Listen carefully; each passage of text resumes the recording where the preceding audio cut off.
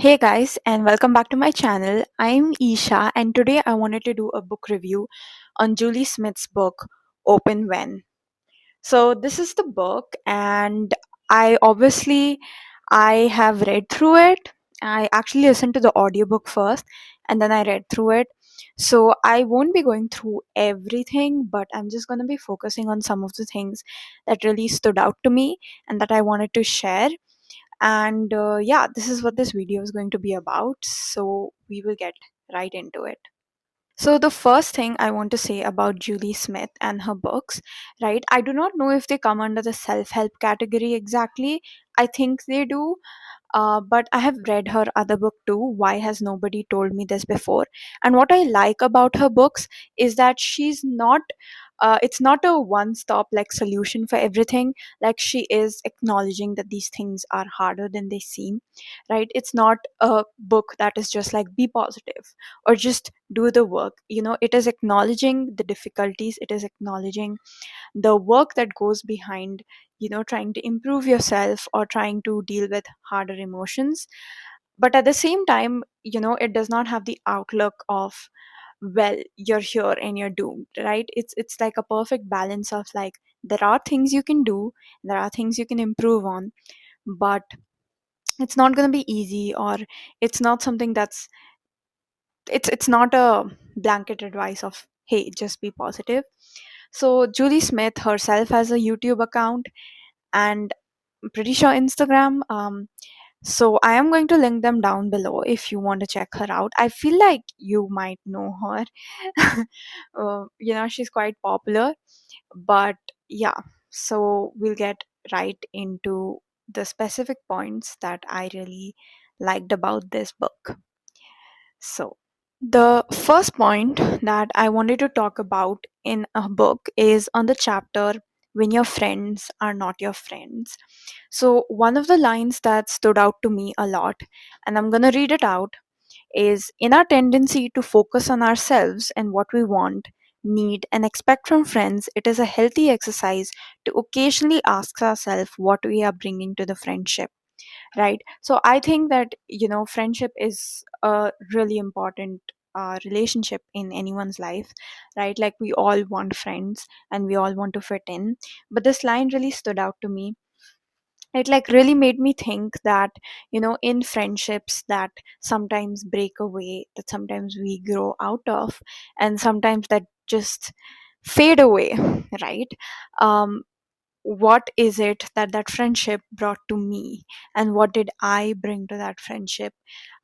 Sometimes I think that when things fall out with friends, or when we're going through a hard time and it is with our friends, it is particularly hard because whether if we are going through a hard time in anything else, I feel like our friends are our support, whereas if we are going through hard time with our friends too, it feels like where else do we go? But this particular sentence really stood out to me because it makes me think that we keep thinking of all the ways that maybe someone is or isn't a good friend, but it's also important to remind ourselves in all the ways that we are, and that all the ways also that we aren't a good friend, and that helps keep the relationship from becoming one of like I'm doing everything or you're not doing anything, and to have a balance about our point of view. The second topic that I want to bring up is from the chapter when you keep saying yes but you want to say no. So here what really stood out to me was this line: if your focus is on being the nice person in every situation you face, then the potential for your actions to be good will always be at the mercy of the whims and ideology of the person you're conceding to. Being a good person is much, much harder than that. It demands that you think for yourself about right and wrong so deeply that it cannot easily be pushed aside for someone else's feelings. So, I personally a little bit struggle from telling no to people, but this also makes me question about the whole concept of, are we saying no just to not feel the guilt of like I'm not showing up for this person, or am I being good enough to this person in my life, being good enough in this relationship or in this transaction? I often also feel that sometimes we look at no, or like, it's easier to just say yes, or to deal with, like, hey, I will deal with this, like, yeah, whatever goes, I'd rather deal with that rather than deal with saying no and having to deal with the guilt of saying no. But this honestly makes me reminds me that, saying no is not always bad, and that saying no can mean that you are just sticking to your values, right? I obviously think that this does not mean we should be rude or that we should just go around offending people, but it was also right to know what you want and to be able to stick with it. Line, it is okay to fear someone else's disapproval, but you must fear your own more. And I think this is what it comes down to, right? Like, it's sometimes it's not even like the other person is wrong. Sometimes you might just have differing opinions, and it is okay to have differing opinions, but yeah, you should fear your own disapproval more. So the third one is from the chapter when you're scared of making the wrong choice. So this honestly really, I feel like is important to me, because I feel like a lot of times we feel like we're at this fork in this road where we're like, oh, should we choose option A or B or nothing at all? And some of the things that is important to remember here is that not choosing to do anything is also a choice, and even that has consequences.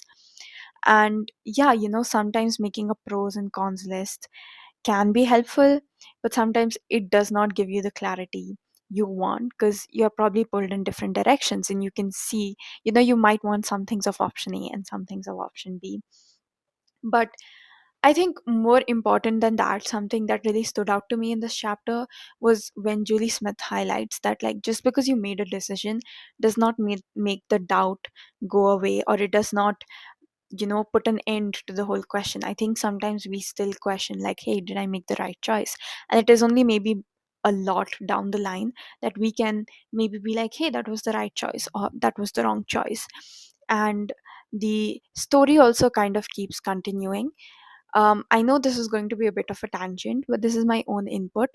Is that, there's this like very popular story of, like, I think a farmer, or like yeah, I think a farmer, and he had a son, and he had a horse, and his horse ran away, and all the villagers were like, oh my god, that's so sad. And he was like, oh well, we'll see. And then the next day his horse comes back with like two more horses, and then all the villagers are like, oh my god, you're so lucky. And he's like, well, we'll see. And then his son was trying to tame the horses, the wild horses, and in that he breaks his leg. And then, all the villagers are like, oh my god, that's so sad, that's so unfortunate. And again the farmer is like, we'll see. And and so on, the story continues, I think. So, like, an incident that could be sad or that could be unfortunate can lead to something that's fortunate, and then that could again lead to something that's unfortunate. And the thing is, as long as the story goes, the misfortune kind of keeps continuing. So for me, my personal input to this is that, to find courage into making the decision you want to, and at the same time kind of knowing that it is going to have its ups and downs no matter what you choose. And I personally would argue that I feel like no matter what choice you make, there's going to be ups and downs. There's not really like a right choice. You just make a choice and you go ahead with it. I think that's the most important thing. I know this deviates from maybe what what I was trying to say, but this line I'm going to read from the book is that you are not losing, you are living, you are learning, you're witnessing yourself get back up every time. With that, the fear of failure stalks you less and less. And I think that is more important than maybe the choice that you made itself. So, the fourth point, or the fourth chapter that really stood out to me, is when you must perform under pressure. In this chapter, this line really stood out to me. The benefits of shifting your focus from the outcome to the process go beyond the impact it can have on your performance. Unwavering self confidence and life satisfaction are not waiting patiently for you at the finish line. And I think that this is, that's an important line to think about, because the finish line, right? I think once we reach that finish line, we are going to have a new finish line. But regardless of that, I think beyond that finish line, it's not like you're suddenly going to get that self confidence, or suddenly you're going to feel so competent, or all the doubts are going to go away. I think that, rather than focusing on the outcome itself, focusing on the process and what you're doing, focusing on the words. And I think she writes it also down here: words have power when they're backed up by hard work. So, giving yourself the positive self talk, right?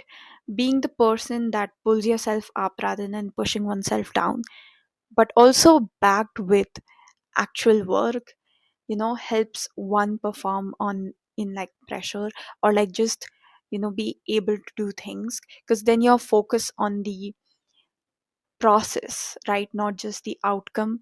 You're not just focused on like what is the end result. You're focusing on the journey and what you are also learning throughout. And another thing that is very important, and that she even writes here, is like, use your past success stories to remind yourself of what you do and how you do it when you bring your best to the table. And I think that is something we forget, is like when we face like a small loss, or when something is a little difficult, we forget all the difficult things that we did survive through before, and that we have gotten through, and that we will be able to get through this also. And yeah, to be able to have that confidence in ourselves, right? That to not just nullify all the things that we have accomplished before, and to remind ourselves that we are capable, and we have gotten through things, and we will be able to get through things now also. I think it's very important, and something we keep forgetting. At least I keep forgetting. So yeah. Last but not the least, the final point I would say is from the chapter of when everything feels pointless. I think at one point or the other, we have all felt that, like, you keep doing something or the other, and you're like, what is even the point? And you look at what you're doing in this big, wide world, and you are like, do my actions even matter? And do what I do even matter? I think that whether on I do think that we all have power, right? Like, we might not have the same power as someone with a certain amount of money or in a certain position, but as an individual, we do have power, and we do have an impact on the society around us, and we the largest impact we have is on our own lives. So I think, yeah, that was a tangent, but that's just important to remember. But when everything feels pointless, I think the best advice that she gives is find the nearest thing that you could apply yourself to, and go do it. Start so small that it feels laughable, then you cannot convince yourself that it's not possible. And here's the thing, right? When we are struggling with something, or that when we find that everything's pointless, we keep being like, oh yeah, what is this huge impressive thing that I can do to prove myself wrong, to prove that it's not pointless? But the entire point is that you start with something, with anything, and then you go ahead with that. You do not need to look too far ahead. Stay in the moment. And I think that is so important, right? Like, to be able to just do the small everyday things, and I think over time those add up, and we remind ourselves that things are not pointless.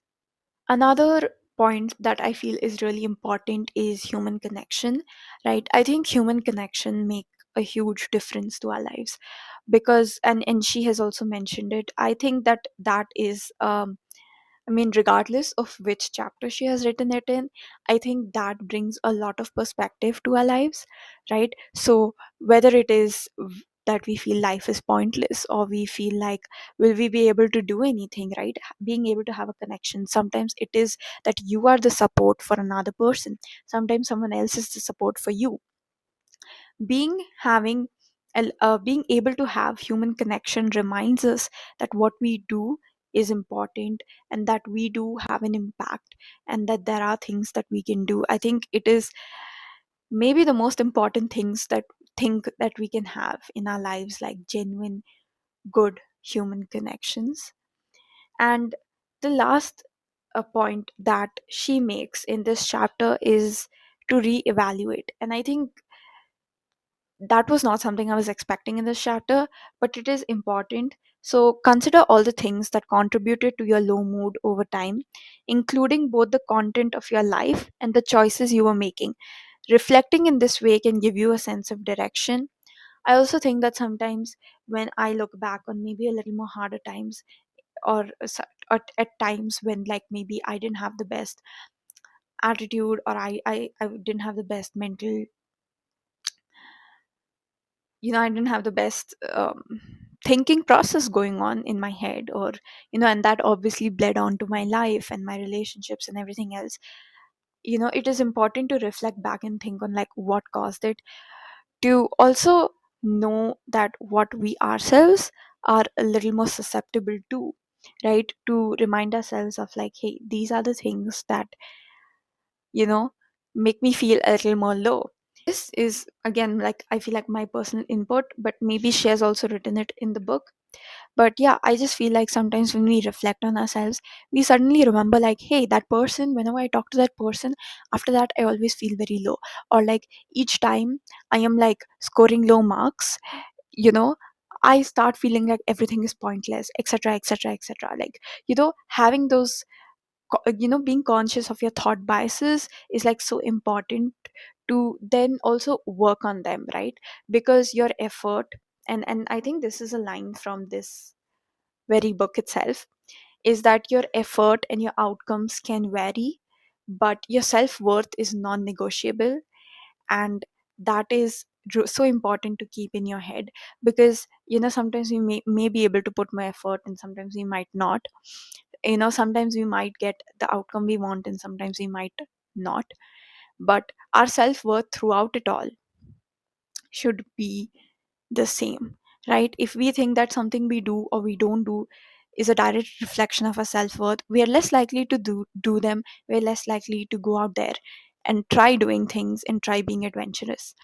So yeah, I think that this book is must read. I mean, I actually don't want to say anything is a must read, because you get to decide that for yourself. But even her previous book, Why Has Nobody Told Me This Before, I have read that also, and I've read this also. And both these books are really well written and well thought out. She is a clinical psychologist and she does have a lot of experience, so you can clearly see she is coming from a place of experience and everything else.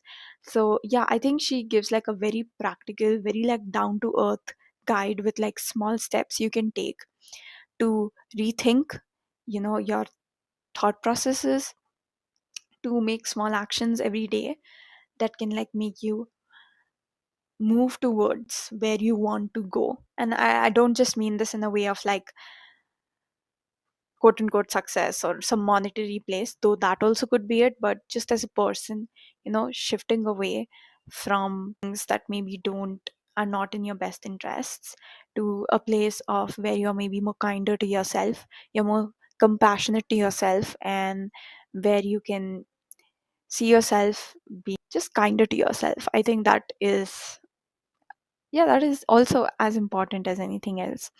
So these are some of the things that really stood out to me in this book. And if you have any more thoughts about this book, do comment them down below, and I will see you in my next video. Bye.